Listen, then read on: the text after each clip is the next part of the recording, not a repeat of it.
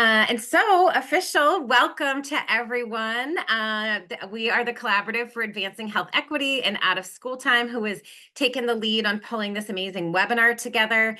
My name is Claire Grace Jones. I go by Claire Grace, and I'm so excited to get to be part of the collaborative and part of bringing this webinar to you today on enhancing student support and how we can leverage out of school time and school partnerships for youth with chronic health conditions.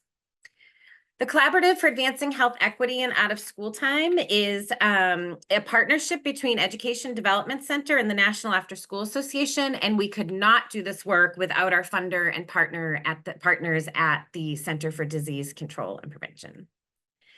I'd like to take a couple minutes to do some introductions because we have brought so many folks together for this webinar for you today. In just a little bit, we're going to hear from Karen Graff from the National Association of School Nurses.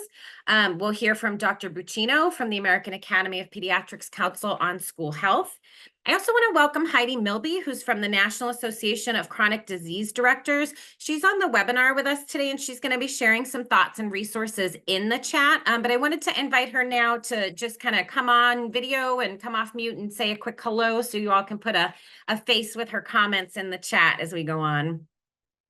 Yeah, thanks, Claire Grace. Hi, everyone. Heidi Milby, as Claire Grace mentioned. I'm based in Chicago, and as part of the National Association of Chronic Disease Directors, we support school districts, schools around all things school health, including the management of chronic conditions. So excited to be here. Thanks for the opportunity, and I'll see you all in the chat. Thank you so much, Heidi. We also will meet in just a little bit Rose Ludeman from Early Childhood Connections, who's going to be joining us for our panel discussion. And now we'd love to hear from all of you who we have on the webinar. And so we're going to bring up a poll, and we'd love to have you respond. Some of you may be here with multiple hats on, and so you can answer choose with all the ones that apply to you. And we'll give just a minute. It looks like about a third of the folks have had a chance already. If you cannot access the poll, you are welcome to share your response in the chat. We'd just love to know kind of what's your frame, what's the audience for today's webinar. So if you're an out-of-school staff, a school staff member, a local education agency, if you're a school nurse, and if you might notice also, I'm noticing on mine because we had so many options, you may need to scroll the scroll bar to see all the options because we also have option for healthcare provider, or if you don't fall under any of these, again, welcome you to share in the chat. And it looks like we've got about 75% of people have participated. And I'm just going to take a quick peek to see if we have anything else in the chat.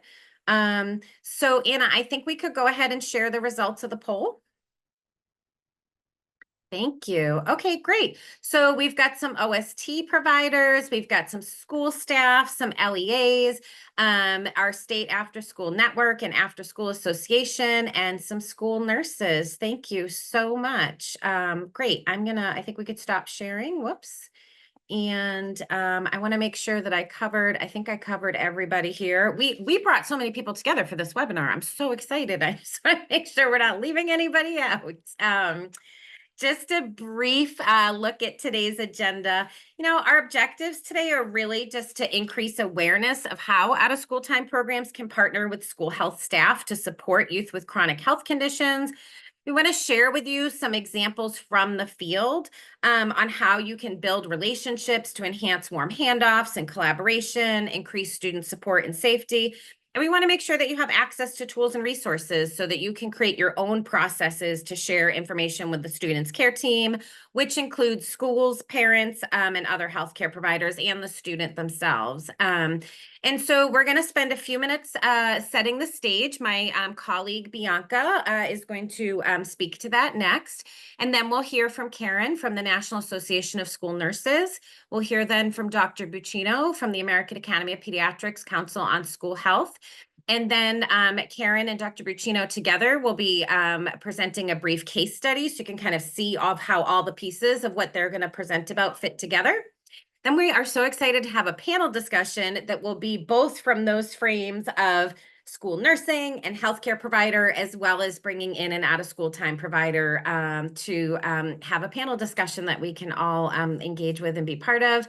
We'll have a brief time for questions and answers, some additional resources we've pulled together for you. And then, of course, at the end, we want to have an opportunity to get your feedback and have you all think about what you're going to do next with this information. And so I am really excited to hand this on now to my colleague from the Collaborative for Advancing Health Equity and Out of School Time, Bianca. All right. Hello, everyone, and good day. Thank you so much for taking the time to join us.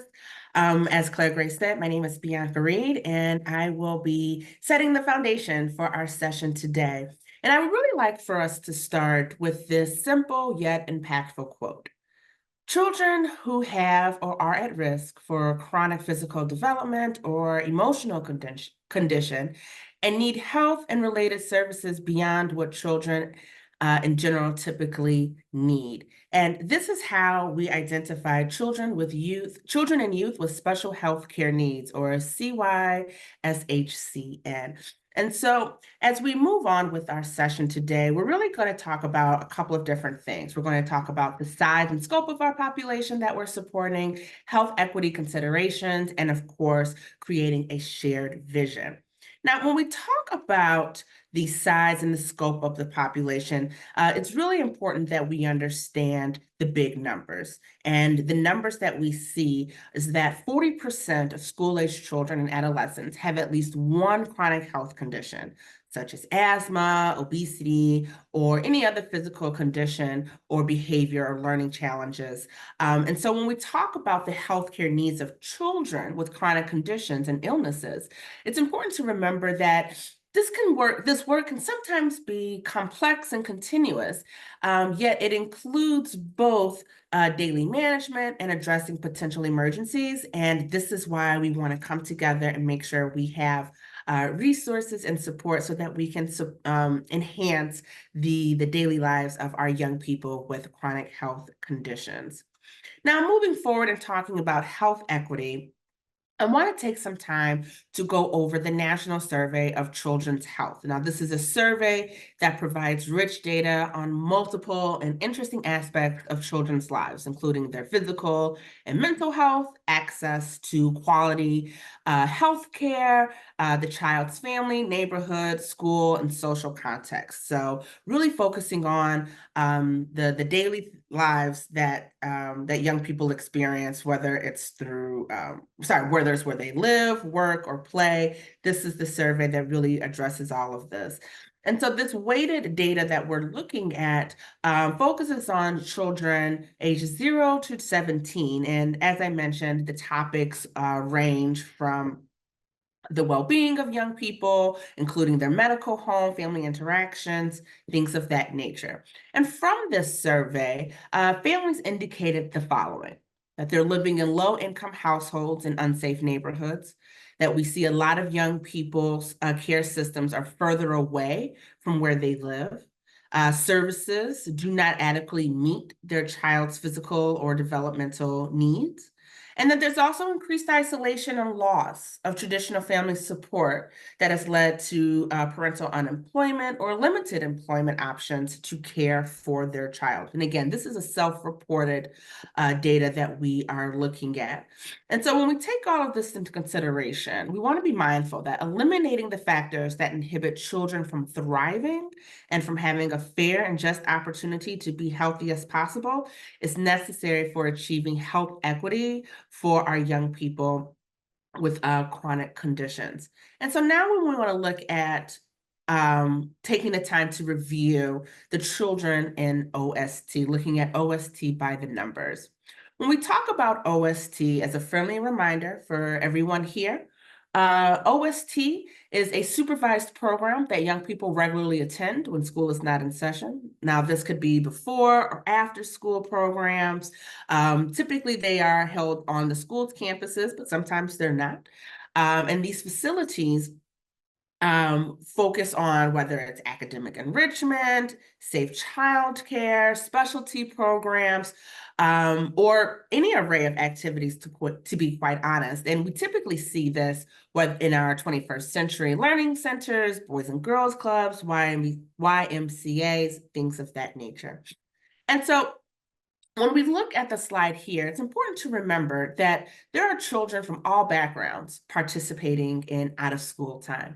And we also see that there's an increased need for more services, more high-quality OST services. We want to acknowledge that young people who stay in after-school programming spend a large part of their waking hours on the school campus. And out-of-school time programs provide young people with safety and supervision. And when the program is done well, there can also be an advancement in academic achievement. And these high-quality programs for out-of-school time can also play a significant role in reducing health disparities for our young people. Programs that follow evidence-based practices aimed at improving the personal and social skills of young people are linked with positive social behaviors, and that's what we really want to see. And so, in talking about what we want to see, really let's focus on our vision. What is our collective vision? Now, our vision for all of the folks here, I would like to say for all of us, that we want to ensure that young people have a fair and just opportunity to be as healthy as possible.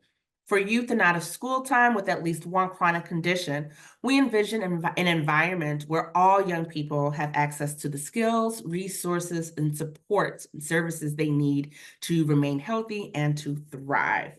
Now, you've heard a lot from me. Let's take some time to hear from you. In the chat, if you are able to do so, we would love to hear from you. We would love to hear, what is your vision for our CYSHCN population in your program and in your community? And what would a fair and just opportunity look like for those young people? So again, in the chat, if you are able to do so, we would really like to hear from you. What is your vision for our young people in your program and in your community? And specifically, what would a fair and just opportunity look like for our CYSHCN population? Please take some time to share in the chat.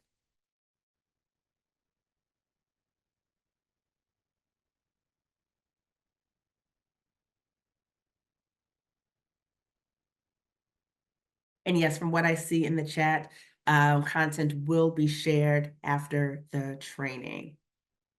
And I know this might be a lot to type, but I think some of the things that we can say together, of course, that shared vision is making sure that there is health equity within our programs, making sure that all our folks within our programs have the ability to live that healthy life and have just opportunity. And that also could mean making sure that our OST workforce is supported and their families as well.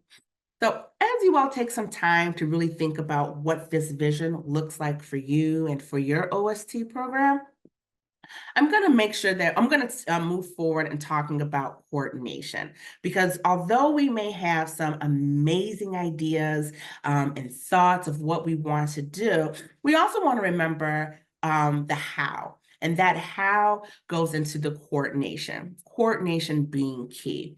CG, can we move forward? Thank you. So when we talk about coordination, we want to be mindful that when students move between school day classes and OST programs, their health needs travel with them. So they don't just stop at 3 or 3:30. They move forward throughout the rest of their day.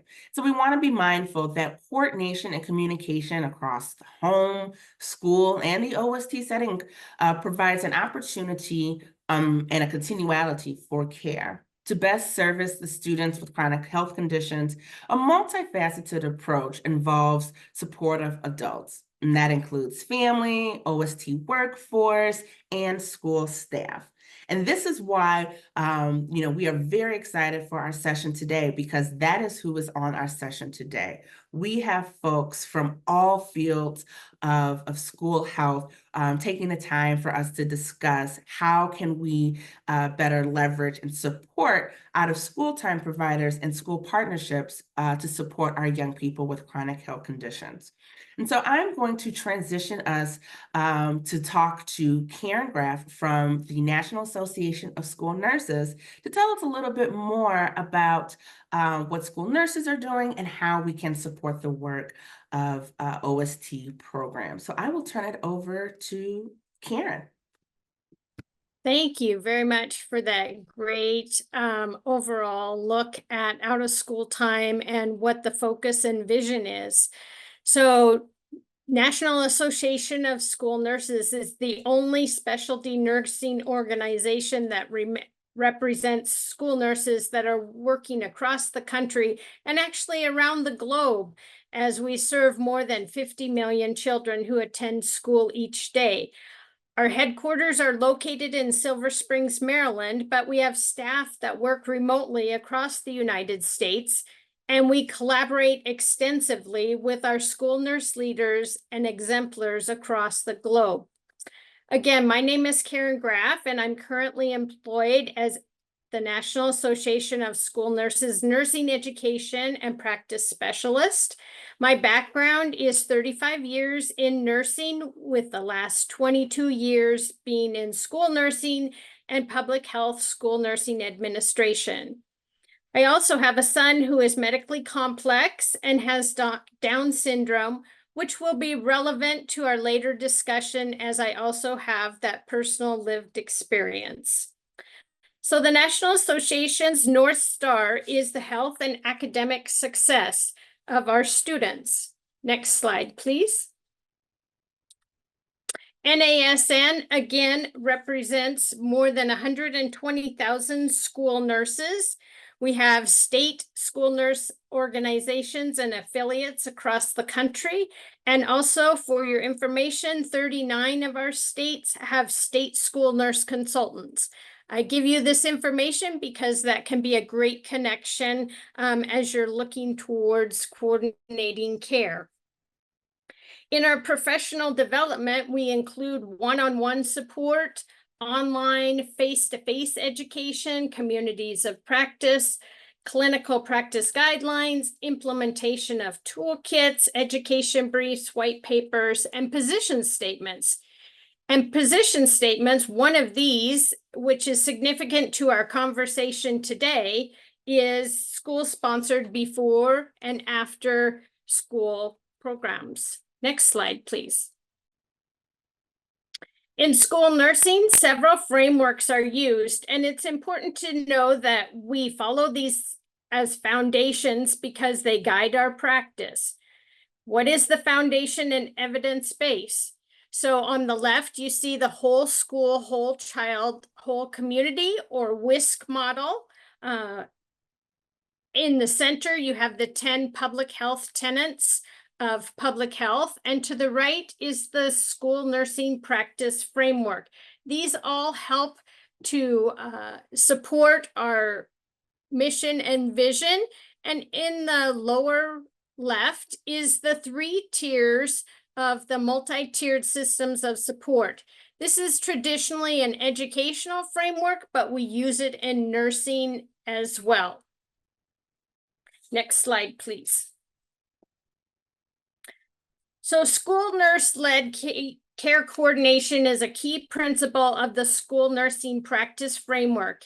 And in providing out-of-school time care coordination, school nurses can work with the team of administrators, educators, while providing that oversight and alignment for multiple evidence-based components. Nursing aspects of care coordination of out-of-school time activities or programs may include sharing of health information, if applicable, and delegating tasks such as medication administration. The school nurse may also provide training and support necessary for preparing out-of-school time personnel to respond to student health needs or health emergencies. Next slide, please. So why consider school nurses as partners? The school nurse is a pivotal, trusted position within the school community, and school nurses are licensed nurses who work in public and private schools, utilizing the evidence-based practices to promote individual and population-based student health care. They are definitely the leaders who bridge healthcare and education and collaborate to help create healthy communities. Next slide, please. NASA's vision is that all students are healthy, safe, and ready to learn, whether that be in school or the out of school time. And school nurses can be that essential link in that endeavor as they stand on the school nursing practice framework, which centers on the student surrounded by their family and their school community, which always remain the center focus. I'll end with a quote from Helen Keller. Alone, we can do so little, but together we can do so much. It really does take a team. And now I'd like to hand it off to Dr. Buccino from the American Academy of Pediatrics, one of my team members. Thanks, Karen. So yeah, I'm Dr. Deborah Buccino. I'm a pediatrician in Western Massachusetts. I have been doing primary care pediatrics for 30 years, and a lot of people today have started speaking about care coordination, and I just think it's so important that we are focusing on that now. I know as a pediatrician in my own office, trying to do things by myself, it's very hard to meet kids and families' needs. And I, over the last 5 years in particular, have really started partnering with school nurses in particular to do care together because kids spend so much of their time in school. And so I think that instead of being frustrated by silos of care, I've really started working on partnering as the AAP has done with NASN, and I do it on an individual level in my practice as well, because it's just a much more effective way of meeting families and children's struggles as they try to access quality care. And it also supports the providers too, because a lot of this work is very hard. And if we can come together as a team and work together, then that's helpful. So the next slide. So the American Academy of Pediatrics has a council on school health, and that council creates policy statements and many resources that are available on the AAP's website with no charge, and you don't have to be a member to access those. So that's just good to know about, and we will speak more to those as the webinar goes on. Next slide. So if we think about how we can specifically support children with chronic conditions in OST programs, I think one thing that's really important is to understand the extra challenges that these students face. Having a chronic condition can make you feel different from your peers, and that ends up impacting one's sense of emotional well-being, attendance, performance, and motivation. But if children feel heard and a sense of belonging when OST staff understand what they're going through, that really goes a long way to helping them access all the equitable advantages we've talked about in the OST programs. And the other thing to remember is that we've talked about how OST providers are faced with feeling like they need to provide emergent and routine care to children. But it's important to remember that you're not having to do this alone. Tap into the team that it already exists of pediatric primary care providers, families, school nurses, and several other organizations that we're going to talk about a little bit later as well. So next slide. So I'd like to focus some on the family because they really are the experts in children's care. They know what most helps their child with their chronic condition.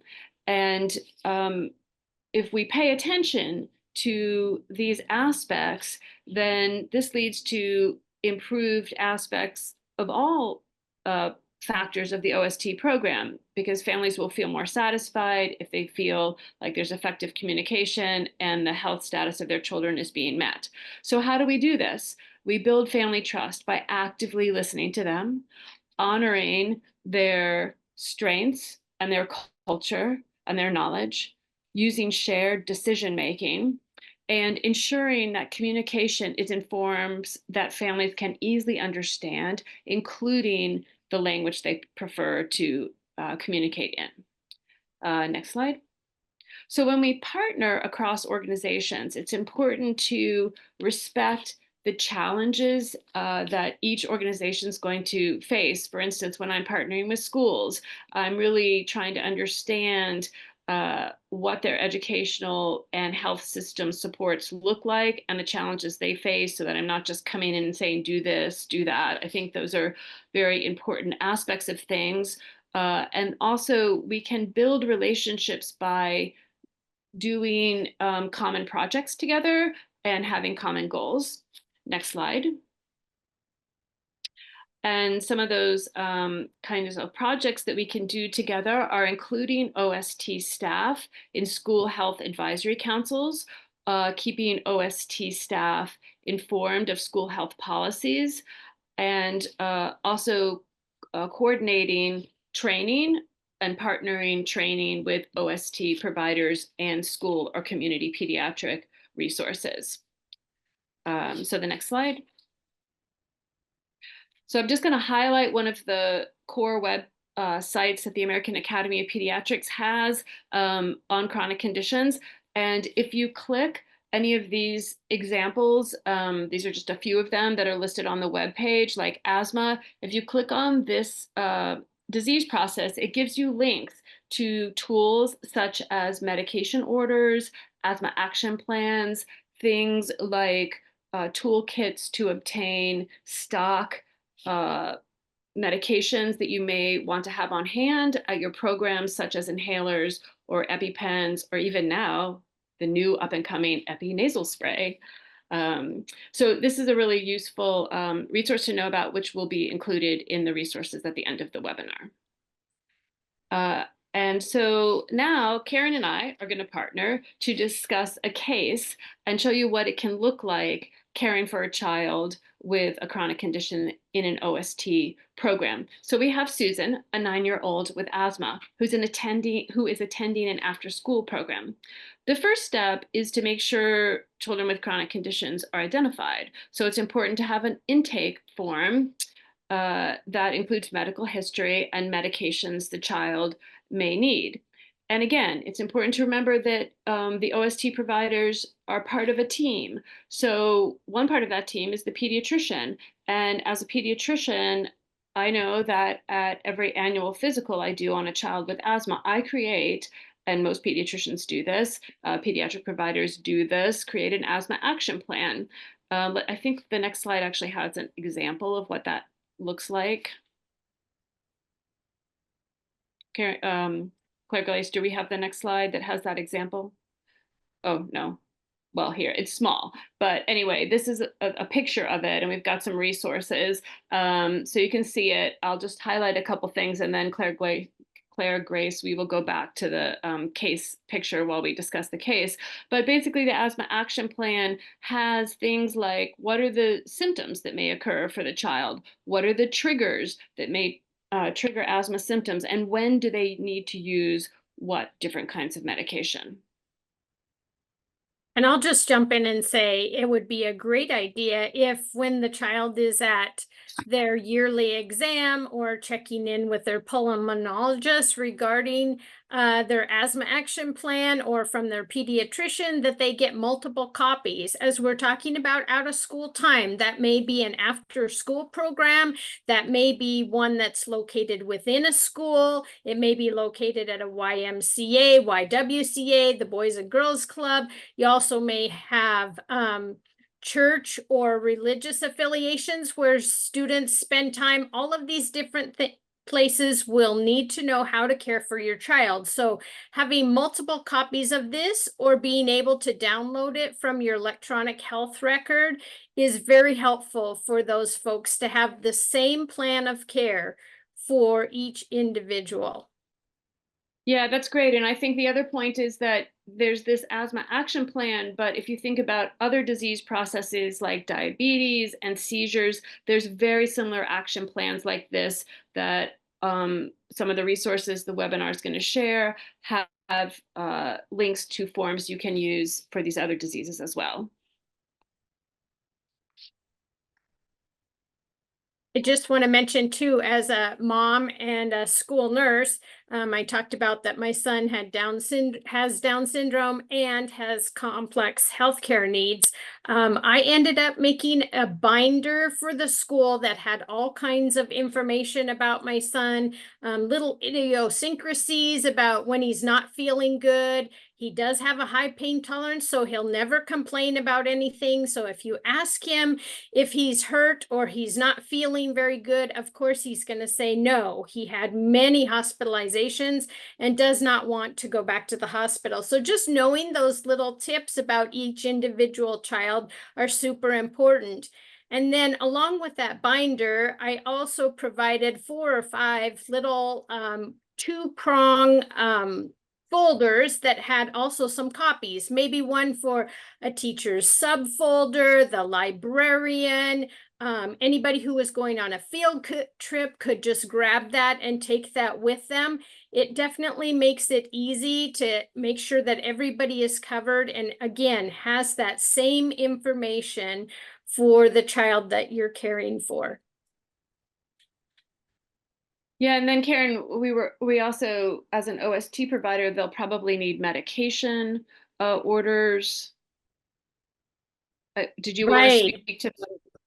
Sure. And so for your out of school time, some organizations may have that specific form already in place. Others will need to retrieve that, say, from their pediatrician and get a copy. Some out of school times will automatically take just a bottle that has a physician's name on it and the child's name on it. Whatever your particular organization or program has, make sure that you follow those rules and policies and procedures so that you can make sure that the child is well taken care of. If you have a child, say we're talking about asthma, and that an inhaler would be just used as needed, and that it will be kept in the backpack. The child maybe goes from school to out of school time, some days to grandma's, some days to mom's, some days to dad's. If that inhaler is only in the backpack, make sure that you're doing just random checks on that to make sure that that inhaler is there if you're not giving it on a regular basis. Yeah, and Karen, that makes me think about the fact it's really can be an equity issue as well, because if we're talking about the child needs an inhaler in multiple different places, and sometimes maybe they happen to forget it in their backpack, but it can be quite expensive for families to have multiple inhalers at home, in the backpack, at school. So that's why I think it's important for OST providers to think about possibly going through the toolkits that are available and the resources we talk about to have a stock inhaler in place. But then when they have the medicines, they also need to think about training, right? Right. And so I know the American Academy of Pediatrics has amazing web pages also on that resource page that was highlighted just a moment ago. The National Association of School Nurses also has web pages that are specific to individual chronic conditions, and those oftentimes will have sample care plans, sample 504 IEPs to follow, different things that you can use. And again, like Dr. Buccino said, many of their things are free of charge. Also at the National Association of School Nurses, many things are free of charge also on our website. Sometimes you do have to make an account, but the majority of things are for free and you can use them and download them and know with assurance that these have been vetted and have been reviewed and looked at by healthcare providers on a regular basis. Yeah, because I think it's important for OST providers to access training so they feel like they understand the basics of, say, asthma, what causes asthma, what are the medicines we use, and we don't need to reinvent the wheel. There are already good training programs out there, how to use an inhaler, how to assist a young child using an inhaler. But I also just want to get back to the point about that I had made before about the fact that children with chronic conditions can feel different than other children when they're in these programs. And one thing an OST program can do is connect a child with asthma, say, with a staff member or a peer that has asthma as well. I think those things can add to the sense of belonging that a child can have and really make full use of the OST program. And I just also wanted to mention, while we've used asthma as an example, chronic conditions really do include mental health conditions as well. ADHD, anxiety, depression. In fact, current statistics tell us that 1 in 5 children currently have a mental health condition. So it's important to pay attention to these things as well. Thank you so much. Dr. Pacino and Karen, we are going to now roll right into our panel discussion. So I'm also going to invite Rose Ludeman to join us. And Rose, since we haven't had a chance to hear from you yet, why don't you start it off by introducing yourself and tell us about why this topic is important to you. Absolutely. Thanks, Claire Grace. So, my name is Rose Ludeman. I've been in the education field for close to 15 years. I'm currently a professional development specialist and CDA coordinator at Early Childhood Connections in Rapid City, South Dakota. My tie to OST is I previously was a director at a learning facility that provided care for birth through age 14. So I got a lot of hands-on experience providing care and dealing with OST children and OST teachers. The reason that this topic is important to me is I'm an advocate for high quality, equitable care for children. So it ties nicely into my own personal beliefs and values. And then also, since COVID, I've seen a huge increase in diagnosis of mental health and behaviors. And so I think things like this webinar really provide that education and support piece for those OST providers that are in the trenches and trying to navigate it. So it's the beginning of the school year, so I think this is a great, webinar and a lot of really good relevant information for those that are in attendance. Yeah, thank you. Well, I'm gonna pose the first question to you, Rose, and then invite the rest of the panel to jump in and respond. So, the first thing I really think that would be helpful is what processes or tools or resources have you found to be most useful for increasing communication and collaboration with student care team members? And then, just a reminder for everybody on the webinar, we're really defining that student care team as the student themselves, the parent or guardian, the school staff, the school nurse and their other healthcare providers. Yeah, absolutely. I think Dr. Pacino and Karen absolutely touched on some of the great processes and tools already, so I'll mention those as well. But once those children have been identified with chronic health conditions that are enrolled in your care, whether you're, in an admin role or an OST teacher, I think then it falls on creating that parent meeting or adult meeting, depending on who's providing care for the child. And then trying to involve all stakeholders if possible. So if you're able to meet with the school nurse as well, the child's therapist, if it's mental health related, but just making sure that everybody is able to be at the table and having the same discussion, getting everything out.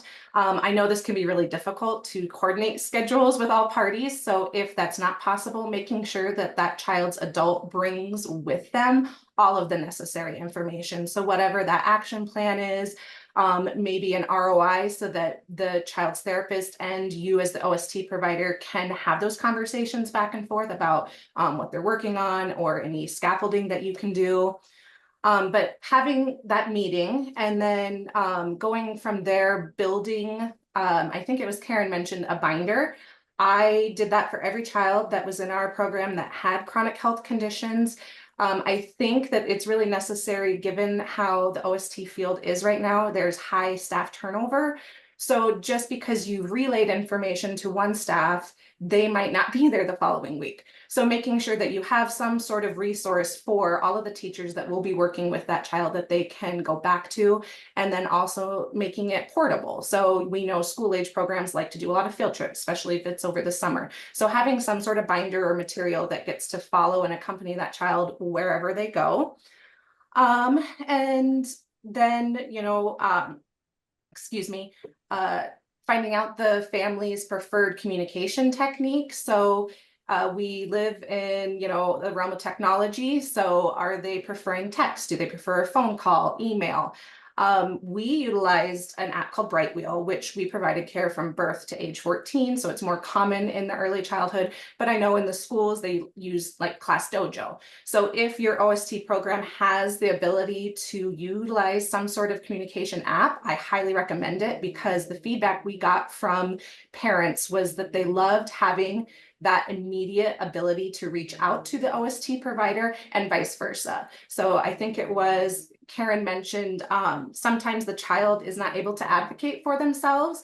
So having that ability as the OST teacher to reach out and say, hey, they're exhibiting signs of being tired or they're lethargic. It might not be a symptom of whatever their chronic health condition. It could be, mom chimes in with a message immediately back. We were out late, we went to the movies. So just having that immediate communication definitely alleviates some of that stress and worry on the family side. So, and then I think it's really important to schedule almost biannual meetings with the families, just because things change so quickly. So obviously communicate to them that if anything changes within the meantime to reach out to you. But if you are intentional about planning those twice yearly, maybe before the school year and then before the summer program, if your program offers that, just so that you're all on the same page, so that you're not, including an EpiPen in your field trip backpack when actually they've tested out of it and they no longer need it. But, you haven't been relayed that. Yeah. So, yeah. Thank you. Yeah. Well, I'm just going to jump in and just clarify if people didn't understand, an ROI is a release of information, and usually individual programs have those. But if your OST is housed within the school and you are part of that organization, depending on, the school nurse may be able to transfer information back and forth, or you may need to have separate release of information for the school to talk to the healthcare provider, and then also the OST program to talk to the healthcare provider, and also the OST program to talk to the school. So we want to make sure that we're keeping private things private, but also keeping those lines of communication open are really important. And I just want to piggyback on what Karen was saying about lines of communication, because I think I know sitting in a pediatric provider's office that those automated phone trees can be very frustrating. And I think that developing relationships, if you can, with a pediatric provider's office, and knowing, again, the preferred communication. For instance, with some of the programs that I'm partnering with and school nurses, I will often give my email or at least the back line to the office, so that there's a known, facilitated, easier way to keep those channels of communication open. Dr. Pacino, I really appreciate that. And I think it leads really well into my next question, which is, what are some of the strategies or tips that you would recommend for creating relationships? Like, how can you enhance those warm handoffs? Like, what are some of those tips that you can do to improve collaboration? And Dr. Pacino, if you want to start, and then if anyone else wants to jump in, if you have, in addition to, making sure that someone has your preferred, method of communication as the provider. Do you have other thoughts or tips? I think that, again, if whatever you have, I'm taking more from kind of the pediatric provider perspective, but I think that for me, when I think about where are my interests, if I'm interested in music, if I'm interested in sports, encouraging a provider maybe to get involved as a volunteer or something like that, because I think the ways you can develop relationships, and then it's easier to build those partnerships if you're doing things together. Mm-hmm. Yeah. Karen or Rose, do you want to add anything to that? I absolutely agree with you, Dr. Bacino. I think it comes down to making sure that we're able to provide that high quality care, and that's built upon relationships. So those OST teachers need to carve out that intentional time with the children to make sure that they are making those deeper connections. What are they interested in? And I know you had touched on earlier that sometimes it can feel very isolating when you have a chronic health condition. So then it's even more important for those OST teachers to foster those relationships and create that. And then it's going to piggyback the parents. Once they see that you have a great relationship with their child, they're going to feel more open and communicate with you. And that's going to be an easier relationship to navigate. I want to highlight just one other tool, because I know there's several people on this webinar from palliative care programs, and I think that they can be very useful programs. I know in Massachusetts we have a very strong program, and it's palliative care, not in the sense that imminent death, but any child with a chronic condition has a limited lifespan, and therefore they qualify for palliative care programs. And the important thing about the palliative care programs is that they often have a strong care coordination component. And while we wish that pediatric offices have strong care coordination components, not all of them do right now. So if you can figure out what programs in your area have resources dedicated to care coordination. Another one in my area that is very strong in care coordination is actually early intervention. So I know that those families involved with early intervention or palliative care have care coordinators that help the families bring these resources together and then help them connect and get those resources of communication, help them build the binder. It takes a lot of energy and wherewithal to create that binder that Karen was talking about. And I think if we have staff in our programs that can help families do that, that can be really helpful. I think that's where the school nurse, if you have the luxury of having a school nurse in your school building or within your district, they can be that advocate and that bridge between that healthcare world, the education world. And if we talked about asthma a little bit, but if you have a child that maybe has a bee sting allergy or a different type of health condition that maybe you would not receive something directly from a pediatrician, if the school nurse is writing up an emergency healthcare plan, I would advocate for that school nurse to give 2 or 3 copies to the parents and say, this is what we're using at school. Feel free to share it with whoever you want. Back to the privacy part of it, I can share with a parent as a school nurse any of the plans that we have provided. What that parent does with that, if they want to share it with their church or their soccer team or whatever else, they can feel free to do that too. So that is just kind of a little bit of a workaround where the nurse can just hand off that stuff to the parent, and then the parent can give to whoever they'd like to share that with. That's a great tip. Thank you. Well, we've got just about 2 minutes left for our panel time before we move into the Q&A. So I'd love to just ask each of you briefly, is there something that you would recommend as a next step or a tip or an idea specifically for our out of school time folks that are on the call today? Or for school nurses, actually, I should say. I will just reiterate the part about understanding the impact you can have if you take the steps to understand the child's chronic condition. It really can make a lot of impact, I think, to show that you understand where they're coming from with their health challenges, and as best as you can gain knowledge in that and help them with that. I think it goes a long way.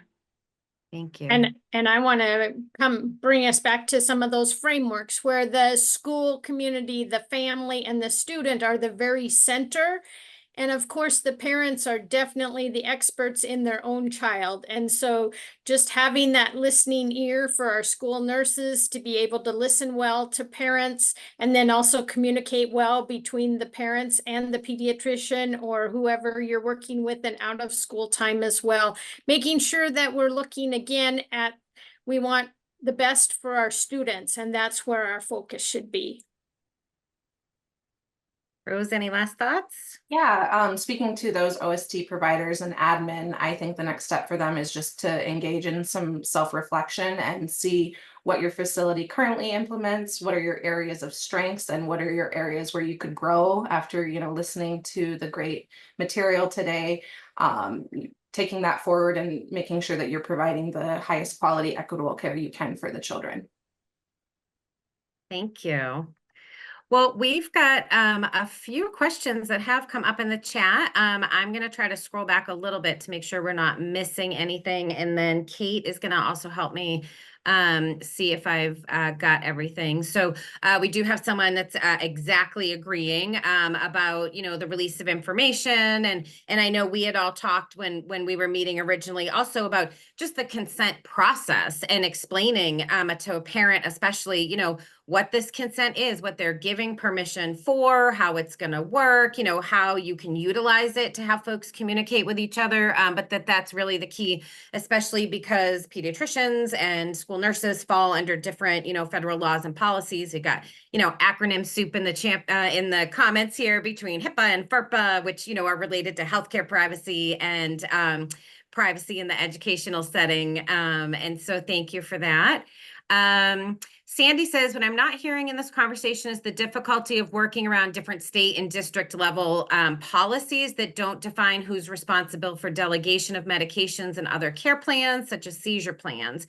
Currently, my school district does not have a policy that defines if the school nurse is on call, paid or unpaid, which leaves a gap in who's responsible for the care of the child. So Karen, I don't know if you, I know we also said as we were preparing for this, like, it's really hard to do a national webinar on this because it can be very varied, but I don't know if you have some thoughts about how to get these kinds of questions answered as far as the school nurses, role or responsibility in your district and what that support from the nurse could look like for an out-of-school time program.